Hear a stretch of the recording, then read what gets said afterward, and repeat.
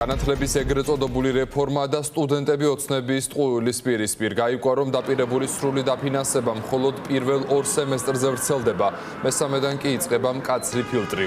თუ სტუდენტმა კრედიტების 80%-ზე მეტი ვერ დააგროვა, სახელმწიფოს დაფინანსების ნახევარი ქრება. საქმე მხოლოდ კრედიტებს ეხება და არ ანიშნებს, თუმცა ფაქტის სახეზეა. თითქოს სტუდენტებზე მორგებული რეფორმა სინამდვილეში ახალ ბარიერად იქცა.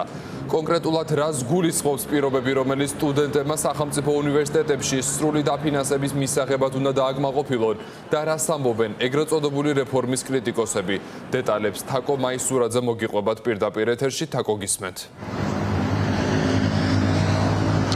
განათლების ეგრეთ წოდებულ რეფორმაში კიდევ ერთი ცვლილება დაანონსდა, რომლის შესახებაც გუშინ განათლების მინისტრის მოადგილემ გამოაცხადა. აღმოჩნდა, რომ მაგისტრატურის საფეხურზე სწავლა აღარ იქნება სრულად გარანტირებულად დაფინანსებული. მაგალითად, პირველი წელი მაგისტრატურის კურსის იქნება ყველასთვის დაფინანსებული, თუმცა ეს იქნება შესანარჩუნებელი და თუ მაგალითად სტუდენტი ვერ მოაგროვებს 80%-ს კრედიტებისა, მას გაუნახევრდება დაფინანსება. ამას კრიტიკოსები აფასებენ როგორც ტყუილს და იმას უკავშირებენ, რომ განათლების ეგრეთ წოდებულ რეფორმას მოჰყვა სერიოზული პროტესტი, თუნდაც სტუდენტებისგან და სხვადასხვა ადამიანებისგან და ამის ჩასახშობად იშველიებენ თითქოს განათლების სამინისტროში, იმიტომ თქვეს, რომ დაფინანსდებოდა მაგისტრატურის საფეხური, რომ ჩახშულიყო პროტესტი და თქვეს, რომ სამინისტროში ეს გამოიყენეს გასაკეთილშობილებლად რეფორმის. ამბობენ იმას, რომ მთელი წლის განმავლობაში განათლების სამინისტრო სტუდენტებს ძალიან არასწორად მოექცა, იმიტომ რომ სტუდენტებმა და აბიტურიენტებმა ვერ გაიგეს თუ რამდენწლიანი იქნებოდა მაგალითად პროგრამები და რა ფაკულტეტები დაფინანსდებოდა.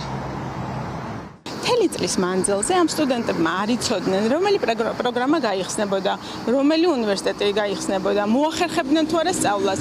2 წლიანი იქნებოდა თუ 3 წლიანი იქნებოდა. ანუ ეს არის ისევ საკუთარ ტვირთი ჰქონდათ დამატებითი და გარდა ამისა სახელმწიფო უსინდისო და არ ეუბნებოდა ბოლო წამს უცვლი და რაღაცა პირობებს. ცალკე თუ ავიღებ, ძალიან დიდი შეცდომა იქნება იმაზე საუბარი, ვილაპარაკოთ მხოლოდ კრედიტებზე და არის თუ არა სამართლიანი. ბუნებრივია სტუდენტი რომ მოვიდეს უნივერსიტეტში, მან უნდა ისწავლოს. სტიპენდიების გადანაწილების პრინციპი, გადასახედი იყო ამ ქვეყანაში, მაგრამ არა ისე როგორც ხდება. ეს არის სტუდენტი არ არის დამნაშავე ყოველთვის იმაში რომ ვერ სწავლობს.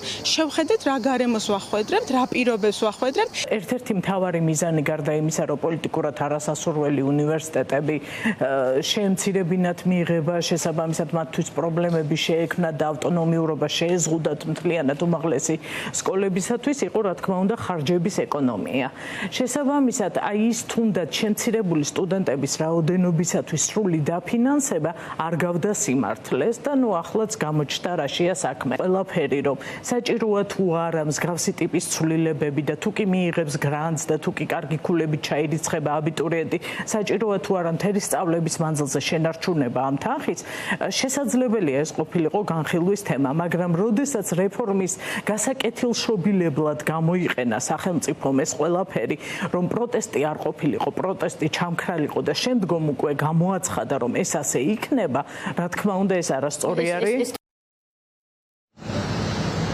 განათლების ეგრეთ წოდებული რეფორმის პირობებში რამდენიმე ცვლილება დაანონსა განათლების სამინისტრომ, მათ შორის იყო, რომ სურდათ გაერთიანებინათ თბილისის სახელმწიფო უნივერსიტეტი და საქართველოს ტექნიკური უნივერსიტეტი. შემდეგ საზოგადოების პროტესტი მოყვა ამას, უნივერსიტეტებშიც ლექტორებმა პეტიციებს მოაწერეს ხელი და არ იყვნენ თანახმა ამ გაერთიანებაზე და ეს გადაწყვეტილება გადაიფიქრა. გივი მიქანაძემ გეტყვით იმასაც, რომ ჯერჯერობით კვლავ გაურკვეველია, რომელი პროგრამები იქნება 3 წლიანი საბაკალავრო საფეხურზე და რომელი დარჩება 4 წლიანად.